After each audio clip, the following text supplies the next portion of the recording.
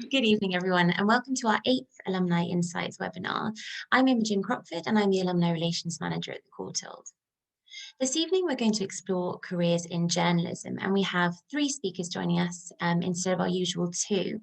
All 3 of these alumni have forged brilliant careers as writers and arts journalists. We'll be hearing from Chloe Ashby, Jo Lawson-Tancred, and Megan Liberty, all of whom have written for prominent publications, including Apollo, Freeze, The Guardian, the Brooklyn Rail, Financial Times, and the Times Literary Supplement.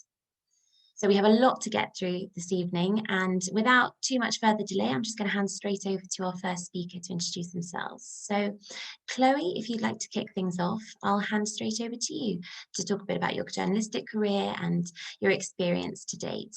So Chloe, if you're ready, over to you. Great, thanks Imogen, and thank you all for having me. I'm very glad to be here. So I'm Chloe, as you know. I'm an author and journalist, and I think I knew fairly early on that I wanted to write about art and culture, and it's probably in a way why I chose to study art history. So I graduated from Courtauld in 2013. So in terms of my career path, like lots of journalists, I started off with internships. My first internship I did in my second year summer at the Courtauld, and I worked for a newspaper in New York. And off the back of that, I wrote fairly regularly for an online publication, also based in the States, called The Daily Beast.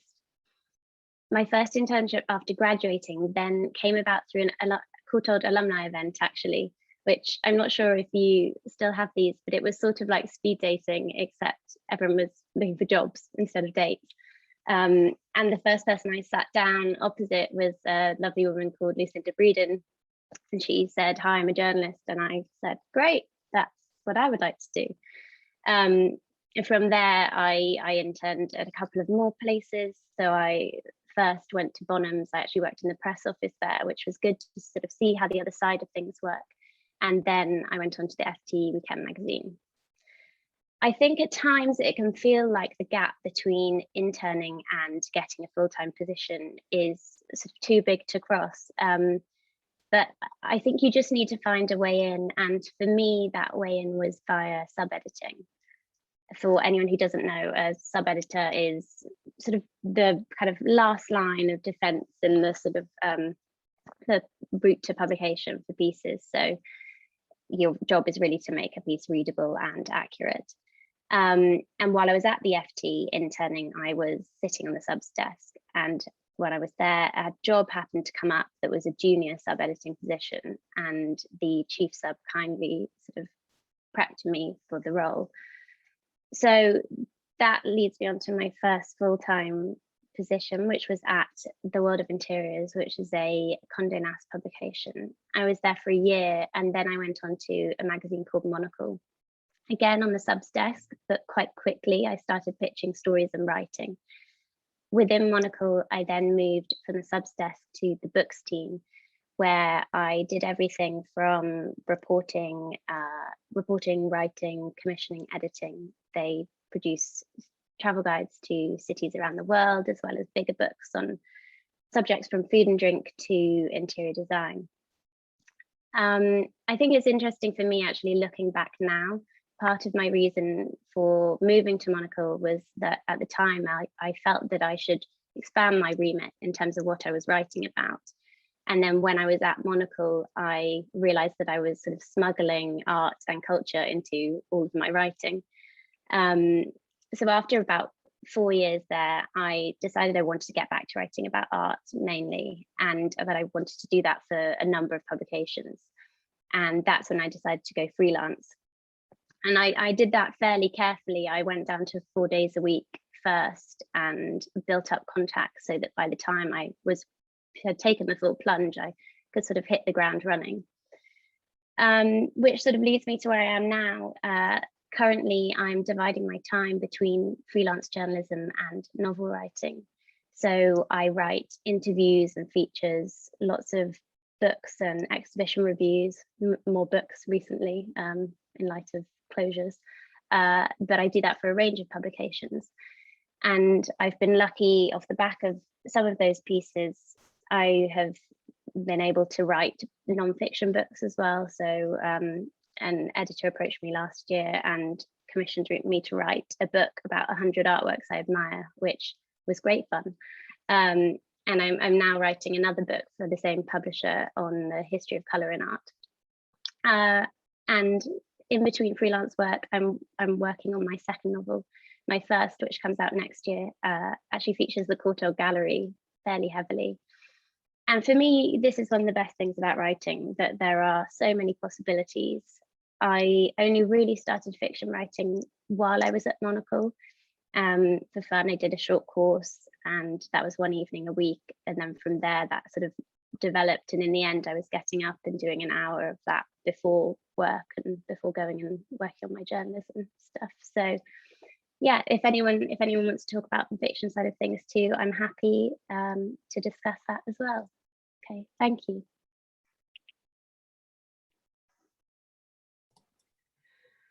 Thanks, Chloe. That was really good start to our session, I think. Already there are some nice patterns coming in there about, if you know what you want to do, what are the different routes in.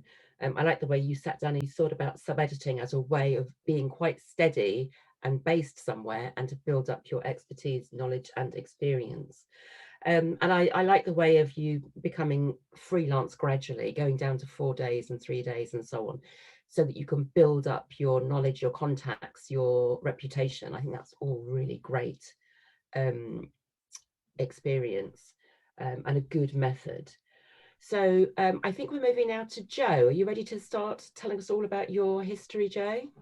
Yes. Hi, everyone. I'm Jo. So I did my BA at the Courtauld, and I left in 2017. And at the time, I was quite involved in like trying to do stuff that I thought would help my career, but at the time it wasn't my interest necessarily to go into journalism. I did TEDx Courtauld Institute, which I'm not sure if it still exists. And then I also worked for the careers service, the same role with Karen. And I got an internship at the arts desk at the BBC, well, a kind of a 4-week work experience. So I knew it was in areas that were kind of around that, but that wasn't something I was pursuing.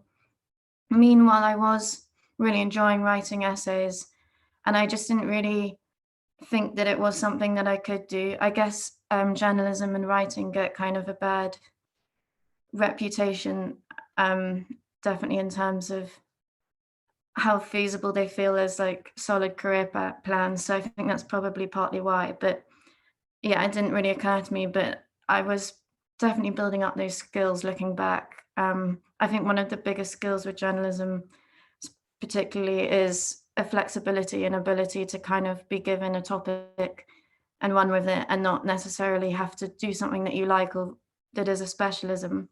And that was something that Courtauld essay writing really taught me and built my confidence doing. But yeah, so the way I did kind of get into it was, so when I was writing my dissertation, part of the research for that, I was kind of reaching out to people, and I made a contact who I kind of was highly involved in helping me with my research. But through that process, we kind of became friends, and they were going to help me quite a lot, but it wasn't at the time really kind of the reason for our contact with each other. And I think that is something, I think when I was younger, I kind of felt like, I guess networking was something that felt like you kind of be in a high pressure room and you have to kind of go across the room and talk to someone in a quite contrived way. But that actually, like, it doesn't tend to be my experience in the real world. And I think something very nice about working in the art world is people tend to be quite nice. And I would say a lot of contacts are kind of like friendships as well. And friendships become contacts, and it develops quite naturally. So I think it's, yeah, I think thinking about it in that way is useful, and that I certainly, like, whilst some relationships are both mentorships and friendships, And that's how I think it would be a nice way to think about networking. So after I graduated, kind of pursuing what I'd been thinking about earlier, which was television, I did a bunch of internships I didn't really enjoy, working, kind of shadowing assistants to people working in TV scripts. And I think the main thing, I definitely left for some reason, I mean, really petrified of phone calls, which now obviously is a huge part of my job and I'm pretty fine with, but there was quite a lot of kind of office basics that I struggled with. And so I would say no experience is useless, because while I didn't really enjoy, or necessarily, I mean, those experiences I don't even put on my CV now, but anything that kind of gets you in the swing of how offices work and writing emails and all that kind of stuff, I think contributes in the end. But the friend that I made doing research for my dissertation, she'd read my dissertation, and there was an opportunity to review an exhibition, and she put me in touch with Apollo. And that was my first kind of entry. And they didn't reply, probably mainly because they're very busy. But I thought, well, I've got to do it, even if I write something and they never hear back from them. I mean, I also didn't have a lot else going on at that time, just kind of applying for jobs.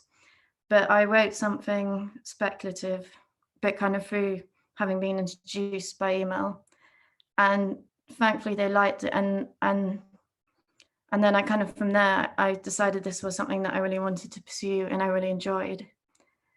But I would emphasize that it was kind of about allowing connections to develop and taking opportunities where they came, because it was in large instance luck, but also I think, especially in the arts, luck will play a part, and then you can try and kind of, I don't know, we'll take advantage of it when it comes, or try and increase the kind of situations where it might arise. And sort of, I guess I'd never really planned to be freelance. And I do think probably if someone was planning to do it, a slow fade in, like Chloe and Karen said, probably would be a good idea. But actually, I think, I mean, at the beginning, I was taking on all sorts of odd things on the side.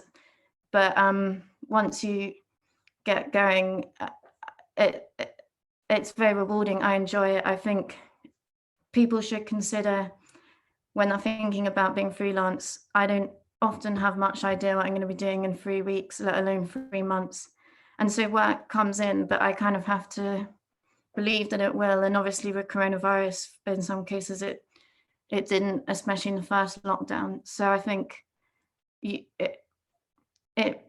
there's certain temperaments that I can imagine that being quite nerve-wracking. And for some reason I feel quite calm about it, but it's something to bear in mind. But I really like the work structure of being told, this is something we'd like you to do, please get it to us by this time, we'll pay you this much. And then you, beyond that point, you're not really micromanaged. And as long as you give them something good by the deadline, they're happy. And so I think it offers a lot of freedom and flexibility. But that said, I try and keep to a 9 to 5, mainly so I can enjoy weekends with my friends and keep some kind of order. But it's great for people who want that kind of control. And yeah, I suppose just in terms of what I like about it, I think it suits you, an inquisitive and flexible nature, as I said, with different topics coming up. And I guess some advice I'd give is you can't take things too personally, and that's something I had to learn quite quickly. If someone's not replying to your email, I was always imagining that they were kind of sitting there thinking what I'd written was nonsense. And like, obviously they weren't thinking anything about me at all, but we're working on a deadline. So I think quite quickly I had to adapt to that. But yeah, like so many things don't kind of fall through because of some reason out of your control. And it definitely, you have to, but I probably with all job things really, you have to kind of get used to that being the case and try not to take things personally. But yeah, everyone I meet through this job, some of the experiences I have it's hard to believe that it's something that I'm being paid to do. So overall, it's definitely rewarding. And yeah, I think that's pretty much what I have to say. That's a great introduction, Jo. Thank you so much. Some of the key things I took from that is some of the key skills are about being flexible. Take any topic, just start writing. So the advice I give all the time is, if you want to be a writer, keep writing and try different things. And I really liked what you were saying about, don't think about it as networking. Think about how fluid it can be between contacts and friendships. I talk about building your community rather than networking, because I think networking has pejorative associations now. I also liked a number of other things, like how to use your luck. So lots of people say, oh, I was lucky, but actually that's not very helpful on its own. I love what Jo was saying about, well, there's luck everywhere. It's how you use it, how you recognize it, how you make opportunities look like they can come to you. I think that's quite a clever take on it. And finding the structure you need is so important in something like this. I think this is all some great stuff to get us started off today. So let's come to Megan now. Megan, do you want to give us a bit of a thumbnail sketch of your career to date? Thank you so much. Thanks, Karen and Imogen, for inviting me to participate. It was great to hear about both of your experiences, Chloe and Jo. I think mine differs a little bit because I completed my MA at the Courtauld in 2013. So I was there already for a graduate degree. I actually studied with Lisa Tickner. I did British modernism, which I don't think is offered anymore because I know Lisa has moved on. But yeah, so I came already as an adult to the Courtauld thinking about possibly doing curating. I had taken time between my undergraduate degree and my graduate degree. So I came into the program already with experience interning at museums and publications back in New York, where I am now and where I'm originally from. So I had interned at the Whitney Museum. I had interned at Art Forum. I had kind of gotten a sense that I wanted to be writing, but I wasn't quite sure what form it would take, whether it be kind of scholarly curatorial writing or more journalistic writing, like the kind of work I was seeing at Art Forum. So for my master's degree, while I was there, I was also interning at a gallery. And I think one of the best things I would encourage you all to do now, if you're still studying, is to take advantage of any opportunities you have to publish right now. Because when I was at the gallery, I was able to write for a blog that they had that was pretty established. And so the first thing that happens when you're pitching a publication is most publications won't take your writing if you've never published before. They want to see some published clips. So being able to get published clips, writing for a Courtauld newspaper or magazine, or if you're doing an internship, seeing if there's any opportunities to publish with your internship, even if it's a blog or some online publishing, is really important, because then it gives you something to show when you enter the career world. So that's what I was doing while I was at the Courtauld. I moved back to New York after I finished my degree, and I started working actually managing an artist studio, which I never actually thought I would work with an artist. I wrote primarily when I was at the Courtauld and in my studies about dead artists.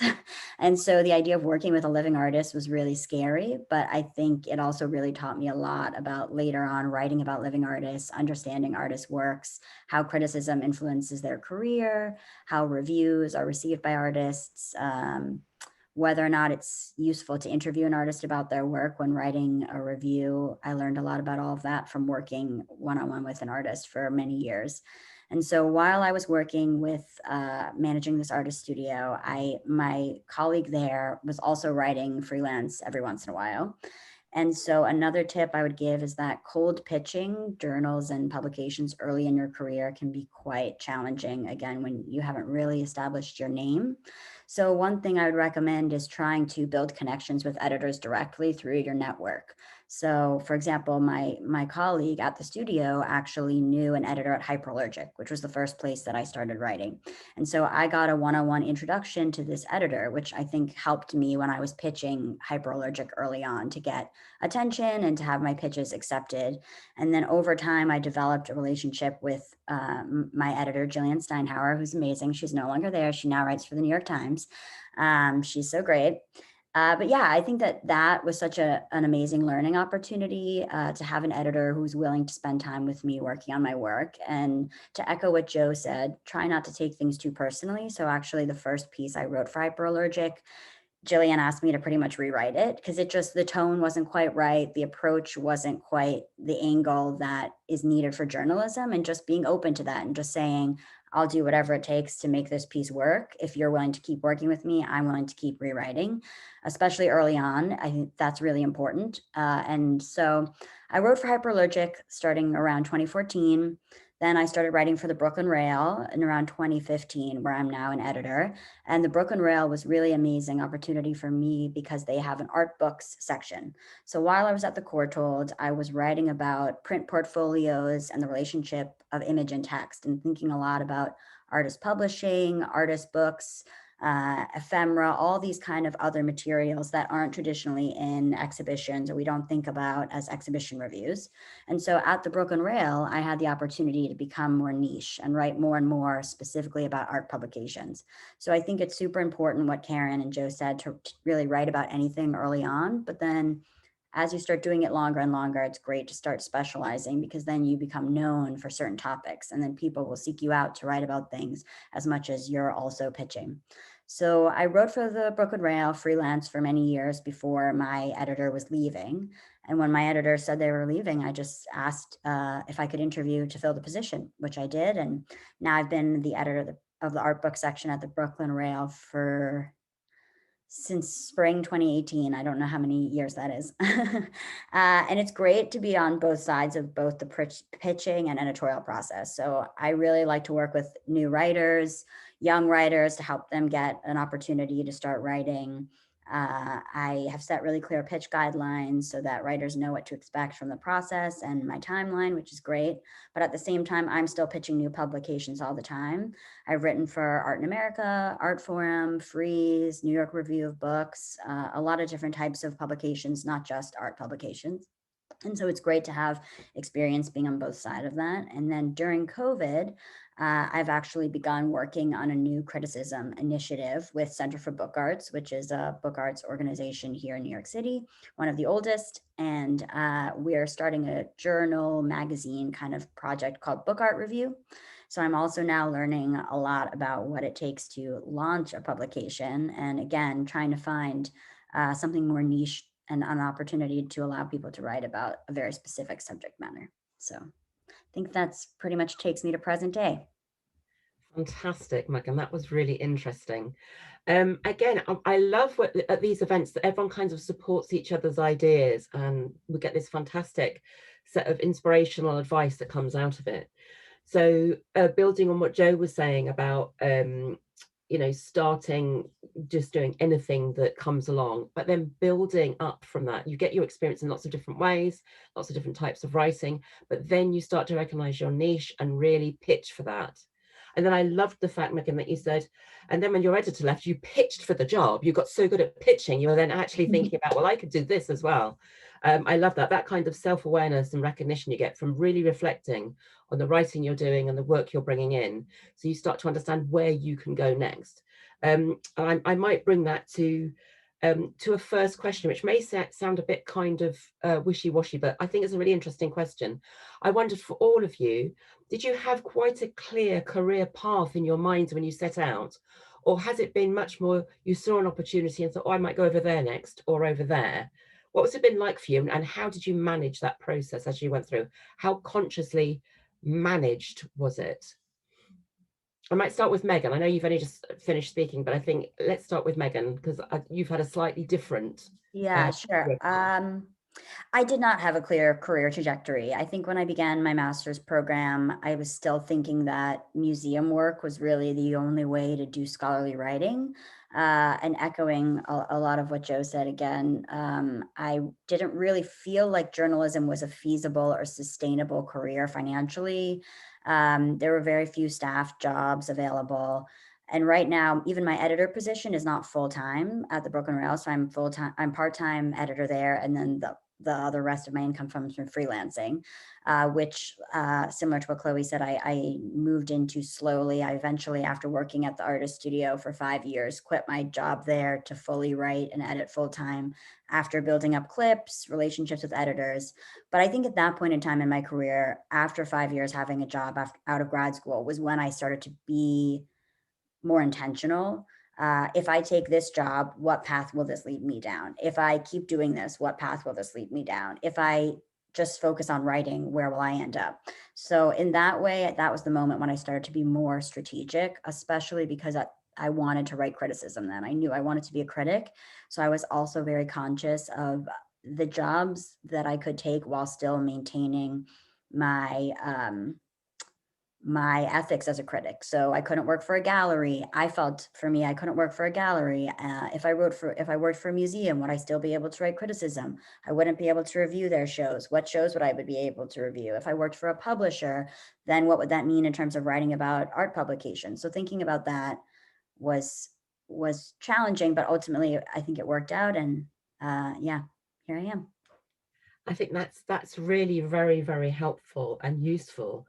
It sounds a bit like a theory I often talk about, which is planned happenstance, where you concentrate on what you most enjoy doing now, and then you work out where would that take you next. Something comes up, you think, oh, that's a logical place for it to take me next, rather than having a 5-year plan, which is the traditional kind of career way of thinking. Certainly, that's how my career has gone as well. That was so helpful, Megan. That gave a really clear idea about how that works for you. Chloe, what about you?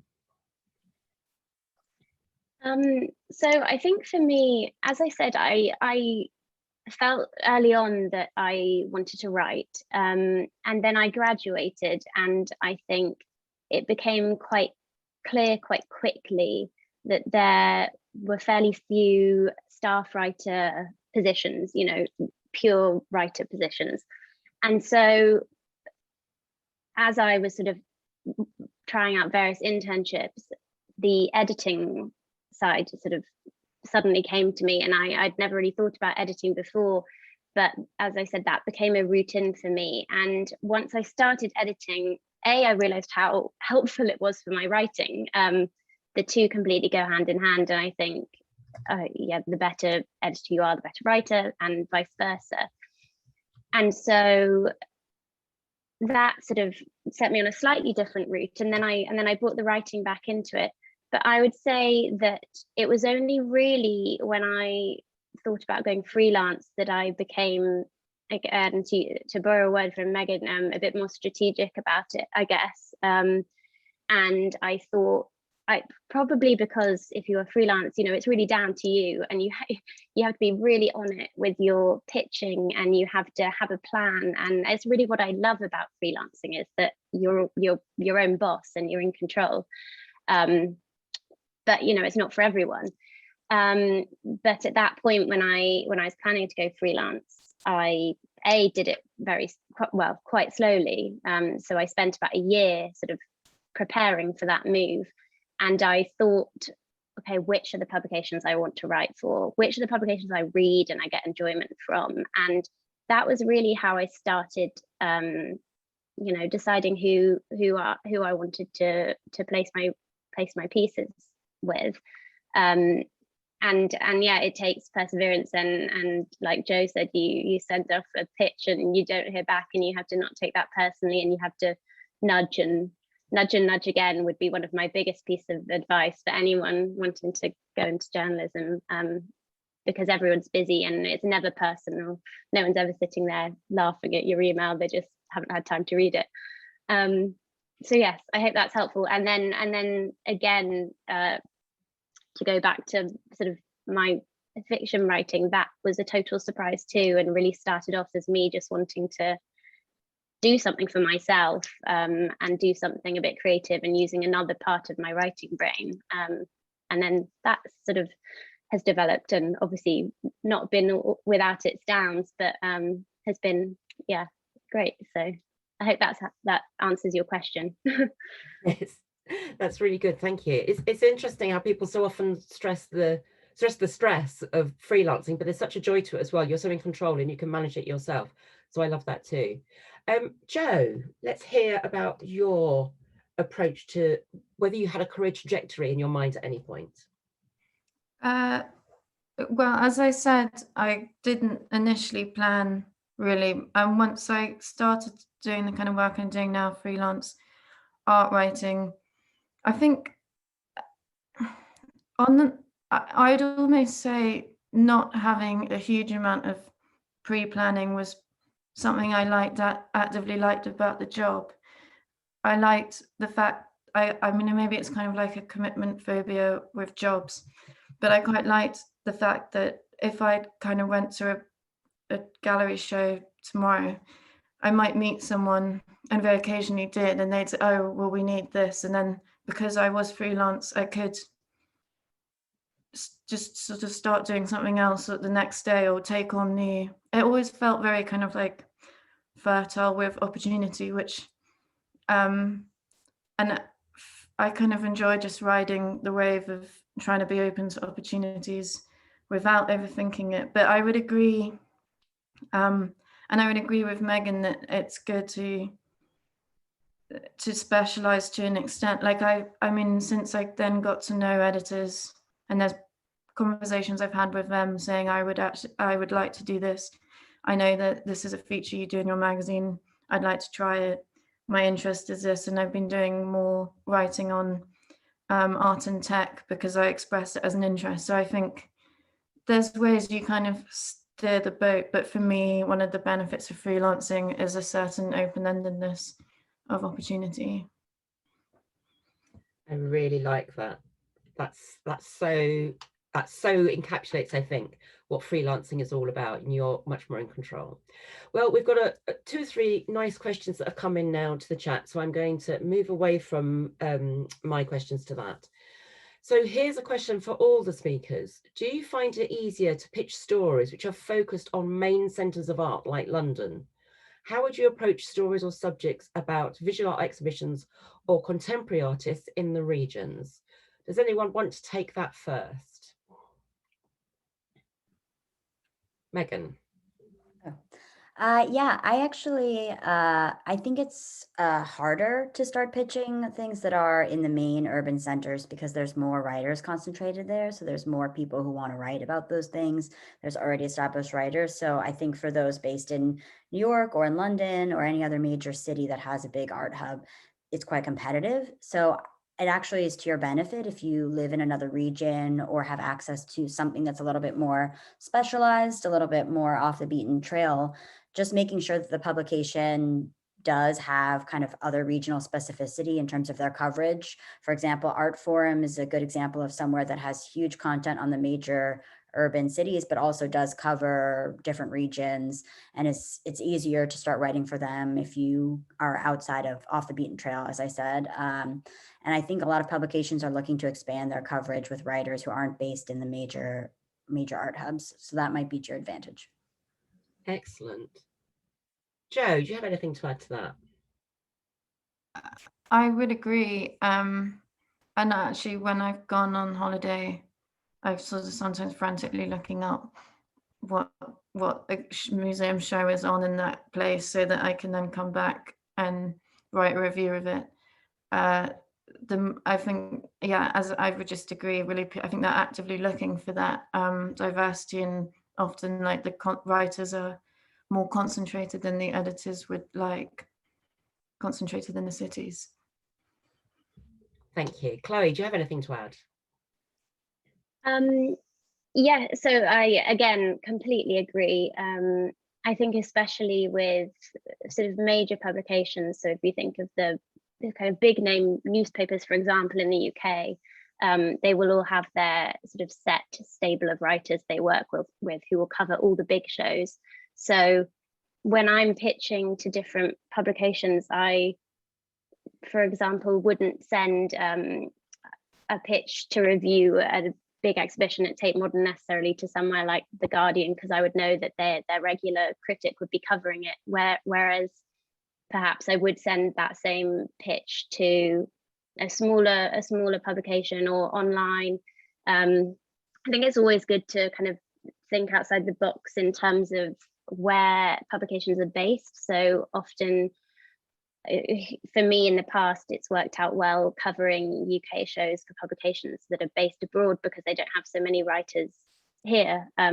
Yeah, so yeah, totally agree. And it's good to kind of, yeah, come at things from a different angle. That's a really nice angle, thinking about doing your research and who might take what. Maybe titles overseas don't have many people in the UK, particularly at the moment.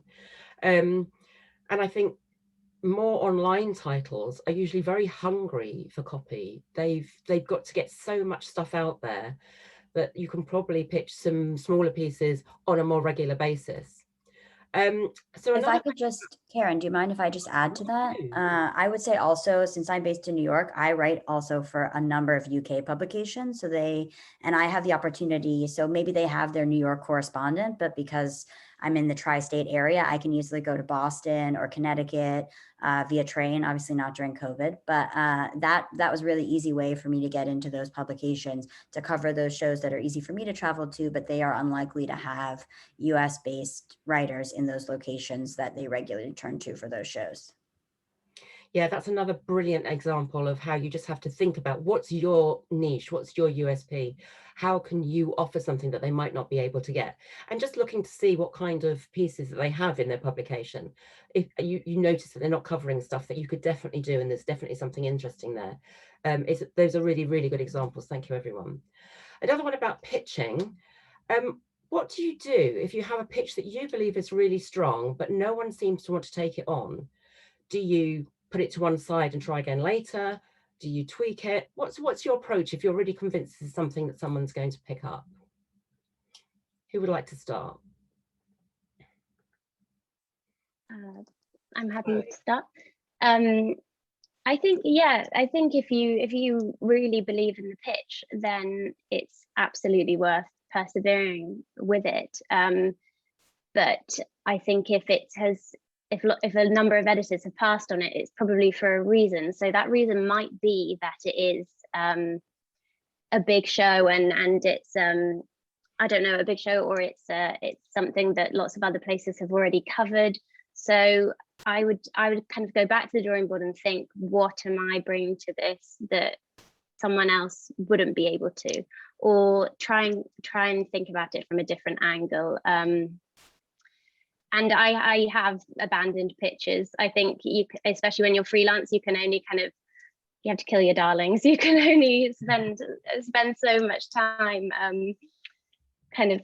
pushing them. But yes, if it means something to you and you think there's something there, then it's worth sticking with. You just need to think around the idea a little bit. Brilliant. It's also, especially if you're writing criticism and reviews, there's sort of a timely aspect to pitching. So that may be a reason that it's not being accepted, and also a reason you have to let it go. If you miss the window of timeliness for an exhibition or a book or an event, then you have to move on, which is definitely very hard to do. And maybe the research or the thought you put into that pitch can come and be useful in another future pitch. But I think timeliness is something that it took me a while to learn. Is actually how early these reviews are commissioned is significantly ahead of time from when the show opens, especially with big shows, and with smaller gallery shows. It's very early on, like pretty much within the first week of the show being up, they're going to decide if they're going to cover it or not. Excellent. Jo, do you have anything to add to that? I think I don't get hugely attached to pitches for this reason. I think I would send it to different publications and try, but as Chloe said, I think after a point you've just got to move on. But I think when I do that, I do try and think, well, what does this publication, like, how do you fit it? I mean, even looking at kind of how different publications cover, say, art fairs, they all do it in a different way and they have the established way of doing it. So yeah, I think just keeping that in mind if you're pitching to different publications is key, because I don't think they really like the sense that this is a sort of scattergun approach. So I like that, because it's a bit like how you manage your CV and applications, that you must tailor everything all the time. Think about their tone, their audience, what are they going to be interested in? I think that's really, really good advice. I've got a very specific question here for Chloe. How helpful was the course in creative writing in preparing for writing as a journalist, or in helping you with your writing as a journalist? It's a really interesting question, and it definitely, I noticed a change in my writing after I had done the creative writing course. So I did a short, I think it was 10 weeks or 12-week evening course at City University, and it was one evening a week. And then later on, I went on to do a slightly longer course that was again one evening a week, but lasted for 6 months. And it makes you think about things in a different way. I mean, it sounds obvious because it is creative writing, but I feel like my journalism writing, it's become more creative too. And I pay attention to things that I didn't necessarily pay too much attention to before, especially visually, I'd say. I've noticed a change. So yes, I'd really recommend it, even if you don't see yourself going off and writing a novel, or I really started off doing it for fun and doing it as a change. And I think just keeping things fresh for your writing is always good and is always beneficial. And it's another reason why reading is sort of the best thing you can do if you want to write fiction, non-fiction, anything you can get your hands on. So yes, I hope that answers your question. I think that's a really interesting answer. And I think something that we talk about a lot is reflecting what you do well or what hasn't worked and how you're going to do it. But it's quite a cold concept, and I think some people struggle with it. So I think going and doing something actively different helps put you in a different situation and helps you reflect on how you do different kinds of writing. I think that's a really interesting approach to take. We're back to pitching here. This is obviously very important to people thinking about making this a career. So for everyone, what would you say makes an effective pitch based on the ones you've written and the ones you've read? So are there some key elements that really work? Who would like to take that first? I think the others, being editors, will probably have better, well, I think because the scope of seeing other people's pictures will be useful to answer that. But I think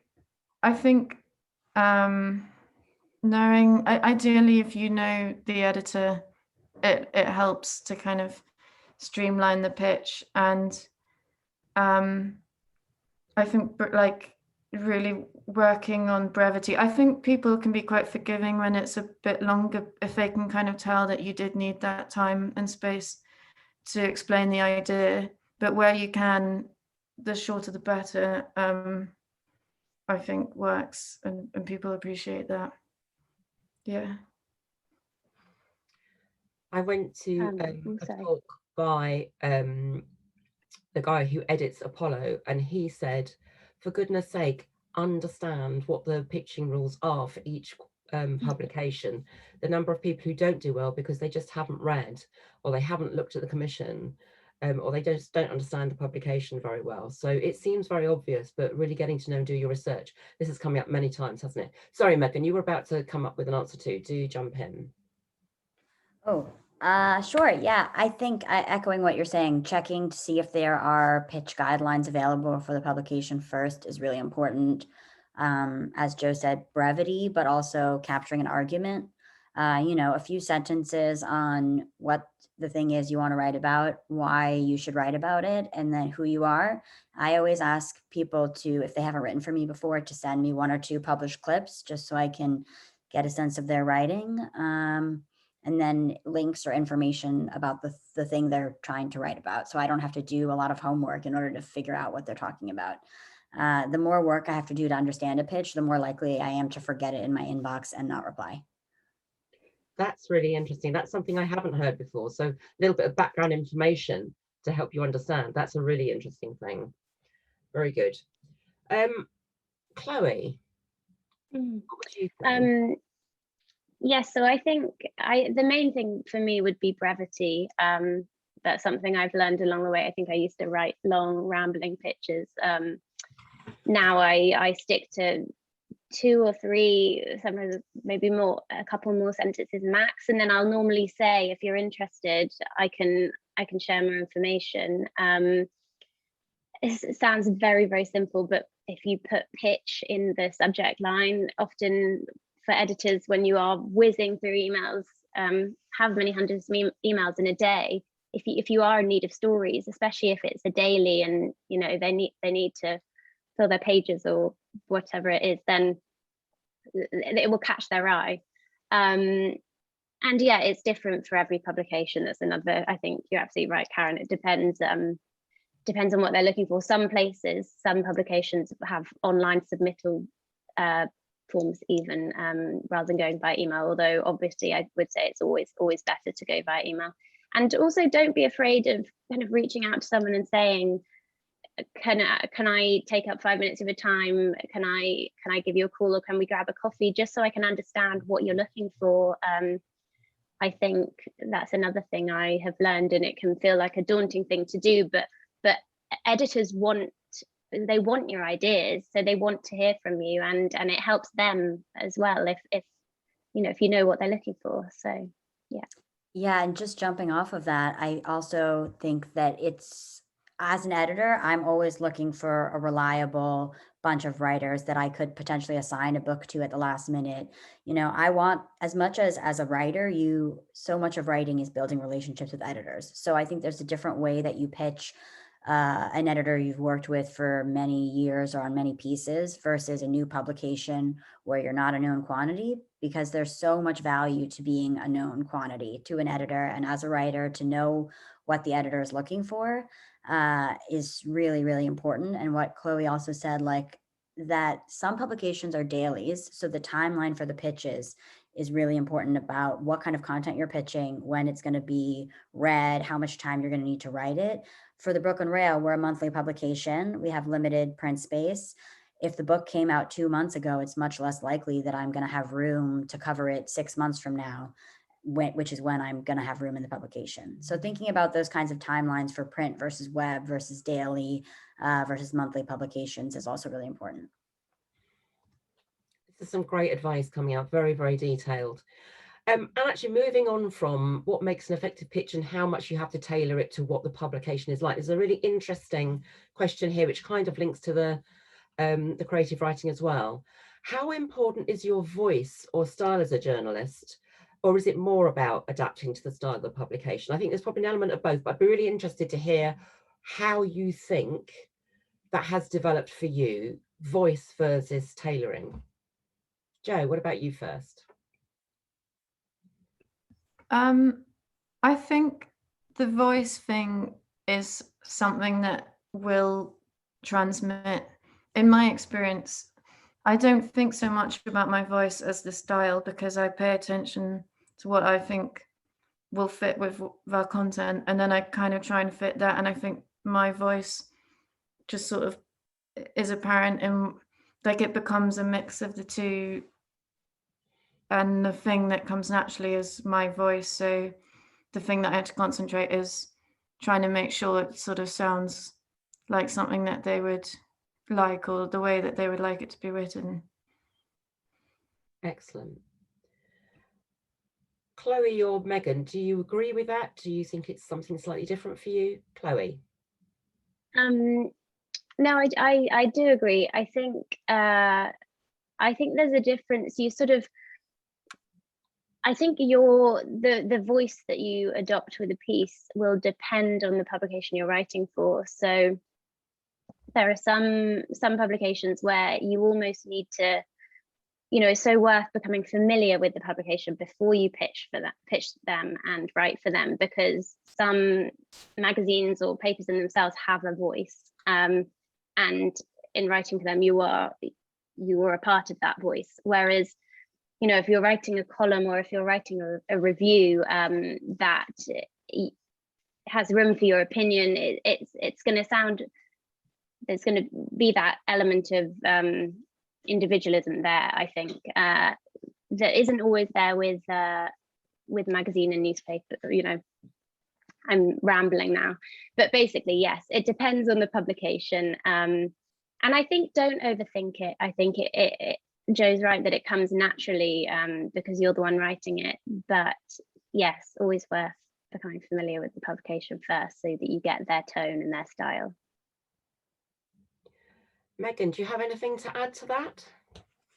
I would just agree with both of you already. And I think try not to overthink it is the best advice, because early in my writing, I was really obsessed with finding a voice, but I think it just comes over time. The more you write, the more you start writing in a certain way, and the more you develop a voice, and it's not something you can really force necessarily. Can I add, the only time I've really had an issue with this is, I would say I've written for publications that are clearly aimed at an audience that know a lot about art, and others where it's like an informed audience. And that, I think the times when I've kind of felt like editors have asked me to think about the tone most is if I like haven't had that enough in mind. And like Apollo, you're really aware that like it's just different because you know the people who are reading it really care and know about art, and that I probably enjoy the most. But with other publications I have to dial back or maybe explain some concepts I wouldn't otherwise have to, yeah, and keep it a bit lighter, I'd say. Yeah, fabulous. I imagine this is something you get better at as you go through anyway. Here's a slightly different question.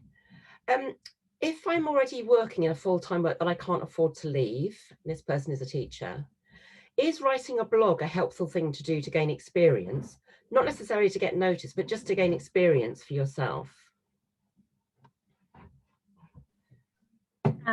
Yes, absolutely. I think you become a better writer by writing.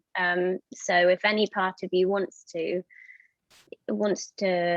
move into writing as a career at any point, then yes, right. And I mean, I had 1 or 2 blogs, I think, which I hope are no longer live, when I was younger. And the nice thing, I mean, it's almost nice if you don't know that lots of people are reading it, because then you won't be self-conscious and you'll just be, you know, writing for you. So yes, I'd really recommend it. Megan, what do you think? Yeah, I think writing practice is great. I do think that one of the biggest parts of being a professional writer, though, is working with editors. So I think the blog is great, and totally you should do it if you want to be writing. But one of the hardest things for me to adjust to early on was the experience of being edited, and, you know, that feedback process, how to not take the edit so personally, how to not fight my editor, how to just take it all in stride and understand that the edits are both better for my writing and also to help it fit in the publication, you know, to fit the style of the publication's voice, all of those things. That's a hard process that gets easier the more and more you do it, to be a little bit less precious about your writing. Maybe, I don't know if that sounds bad, but I do think you have to be a little bit less precious. I think one of you said kill your baby at some point in time, and even the writing process, the process of being edited, can sometimes feel that way, but the product is always better. You know, thank your editors, they're amazing. It's good to be edited. So the blog is a great idea, but working with editors is the next step. Yeah, that sounds really good. Joe, have you really what do you think about this? I would really echo what Megan just said. That was all very true. I think, though, that as with like kind of the years that have passed, I can take on more each week in terms of work, because it just takes me less time to write something to the same standard than 3 years ago, when I had to put a lot, like it just sort of starts to come more naturally the more you do it. So I think in that way, just, yeah, the more you write, it's helpful, because the way that you formulate ideas and stuff in your mind and work out how best to phrase things is just something that becomes more and more natural. Yeah. So before we come to our final kind of roundup of tips and advice, I want to bring it back to the current kind of environment. And there are two elements to this. One is the impact of the pandemic and whether this has restricted your opportunities, whether you've had to pitch differently or do things differently. That's the first part. And the other part is all of the big movements and campaigns around Black Lives Matter and Me Too. What impacts are you seeing from those kind of diversity challenges in how you work or how you get work? So it's both around the pandemic and around some of these more thorny diversity issues.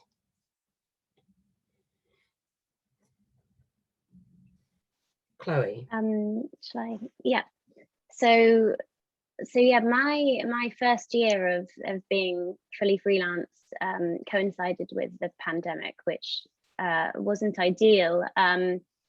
But actually, I think partly because I had built up these contacts before, it didn't affect my work too much, but I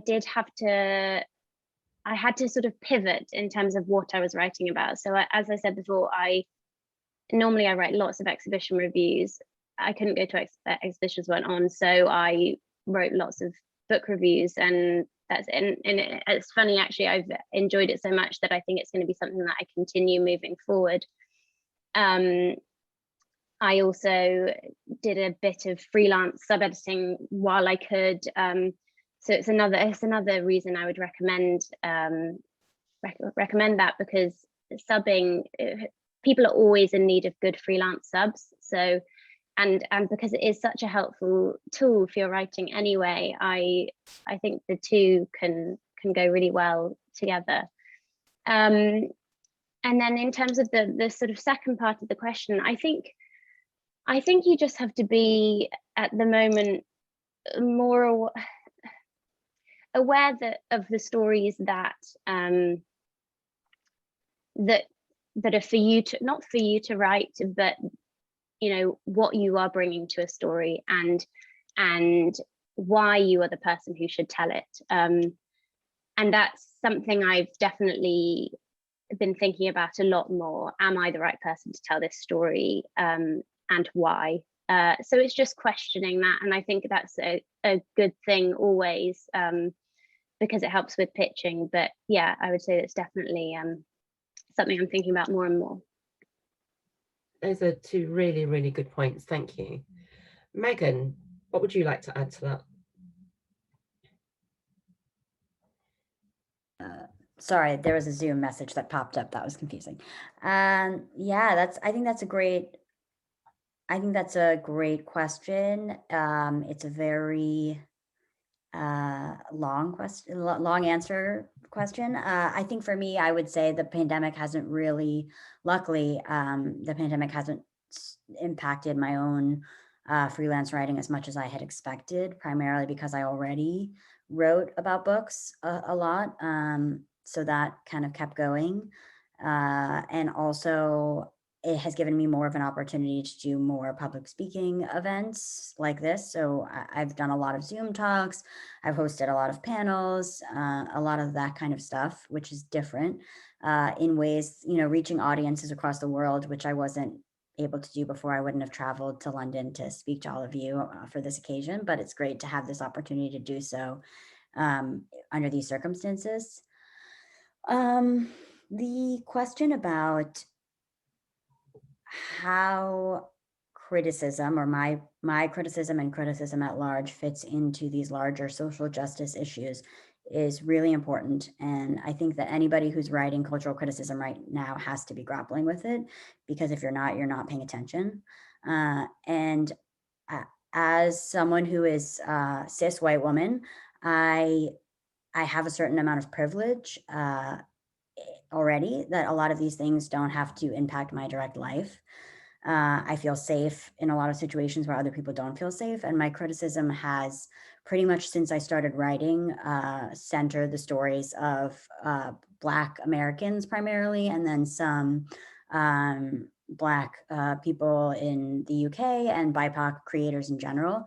So I've had to think a lot about how to use my platform to amplify those voices without making the stories about me and about my voice, which I'm still learning and still trying to do that appropriately and still trying to be sensitive and thoughtful in my criticism while using this opportunity to amplify those narratives. And part of the book art review initiative is to think about why the canon of book arts is so white and male, and how we can reshape that narrative, and how we can think about Indigenous and African-American literature and creativity as being part of the legacy of artist publications in a way that it has often been omitted because the access wasn't there to have the same platforms as a lot of the white male conceptual artists who are credited with this movement.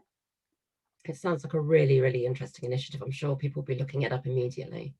Jo, anything you want to add to that?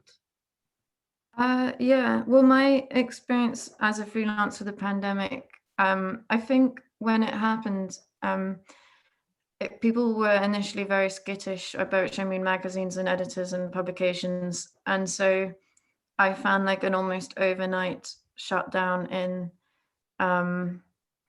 commissions kind of coming through. And then also because of my circumstances changed, and like I just wasn't even at that point trying to pitch. It just kind of was almost like just totally nothing.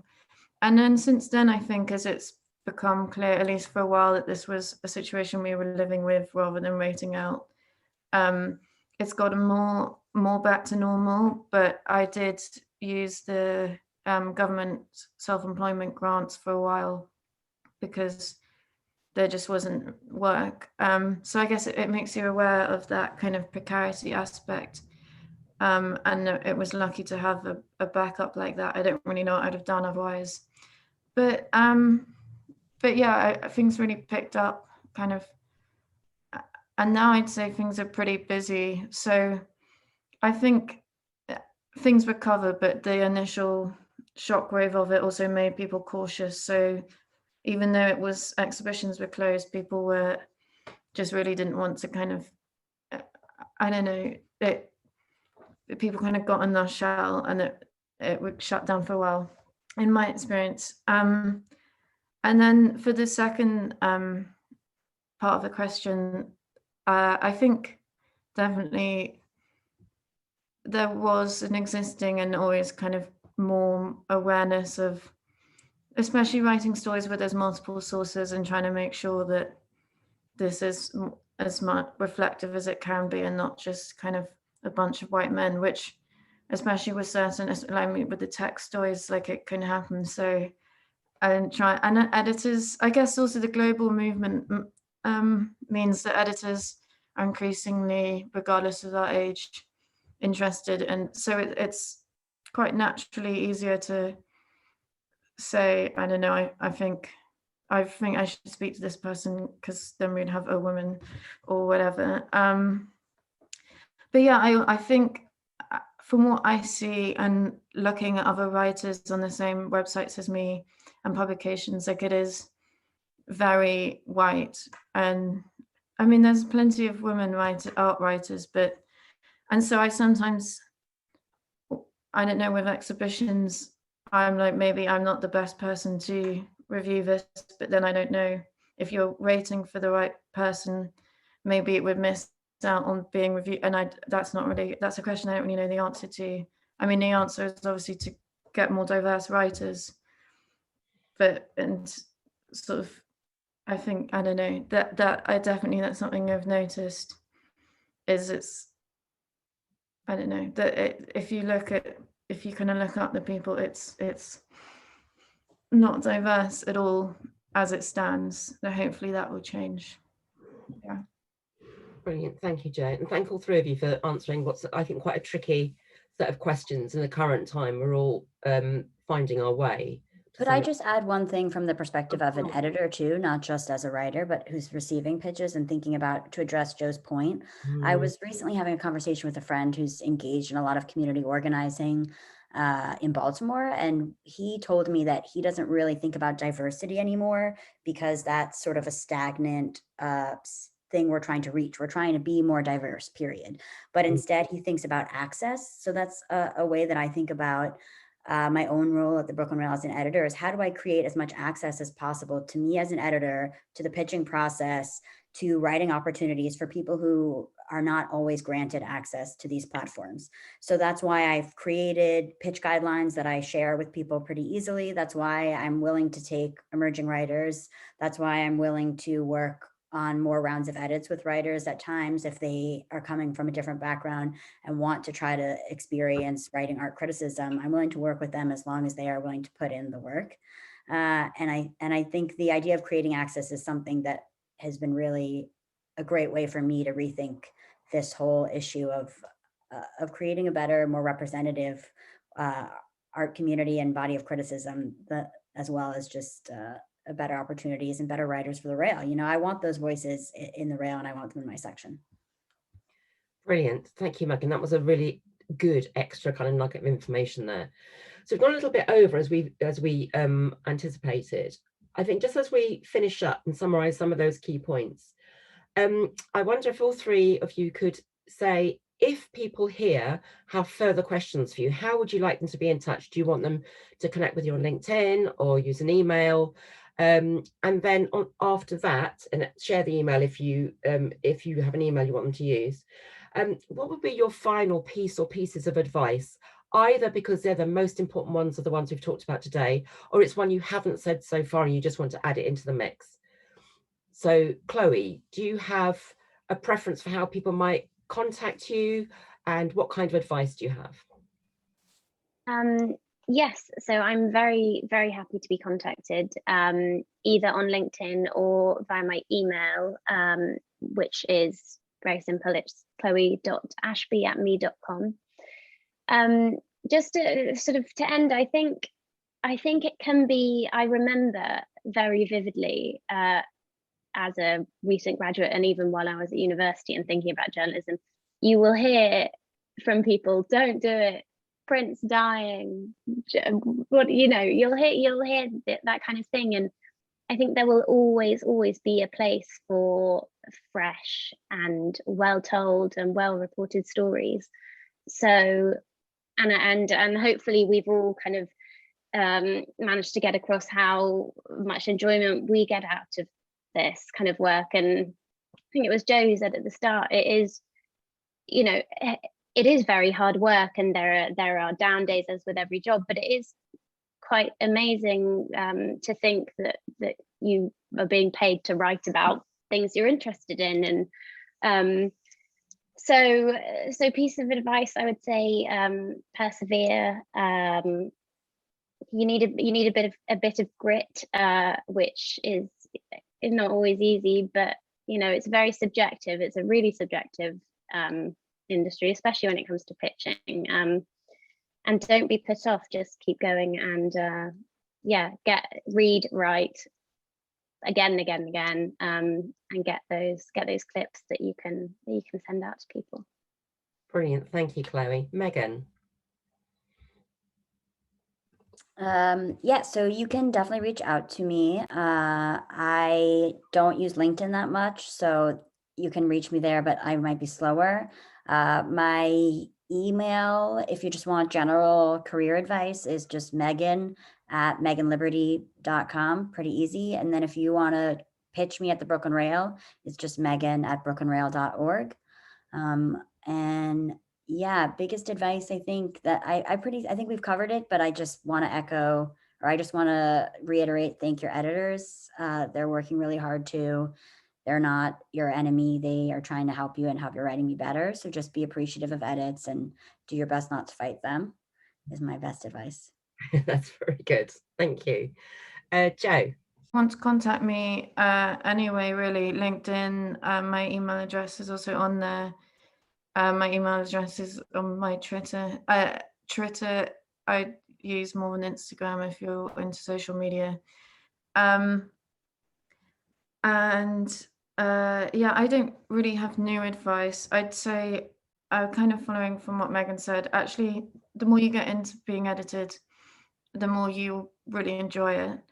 And then the other thing is just reiterating the kind of try not to take things personally. And I found when I've done a bit of work in offices, even though I'm freelance, kind of for a day or two, and that's nice to meet the team, but it's like given me so much perspective just seeing how busy they are and how much they weren't thinking about how my pitch was terrible and they were never going to use me again, which sounds dramatic, but was often what was going on in my mind. So yeah, just sort of trying to keep calm and not take things personally. I think we've had some fantastic insights tonight from 3 really fabulous guests. Hannah and I will now put the feedback form into the chat. Please do complete this. We really do take all of your remarks very, very seriously and feed them into our future design of events. Our next event is on the 27th of May. And this time we're going to be looking at an area where there is still quite a lot of work to be had, which is development and or fundraising. So development is what fundraising is called often in museums and other parts of the art world, but fundraising perhaps in charities and other places. So we will be confirming who the speakers are in the next couple of weeks. That will prove, I think, to be another very interesting event. And it is our last event of the year, I'm afraid. So if you've missed some of these and you really want to get involved, do come along to that. So just remains for me to say thank you again so much to Megan, to Chloe and to Jo for taking your time tonight just to share your experiences, your insights, your advice. It's been such useful stuff. And hand over to Imogen just to wrap up for this event for today. Thank you. Yes, thank you so much to all 3 of you for giving us your time. And sorry we ran over a bit, but I think it was really valuable and eye-opening to hear what you had to say this evening.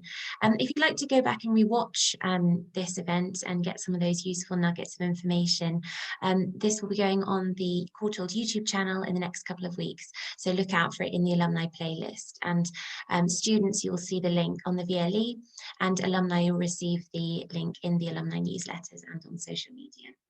So that's it for this evening. Thank you all so much for coming. Thanks again to our speakers, and hopefully we'll see some of you on the 27th of May for our next event and our final event of the series. Have a great Thursday evening, everyone. Thank you.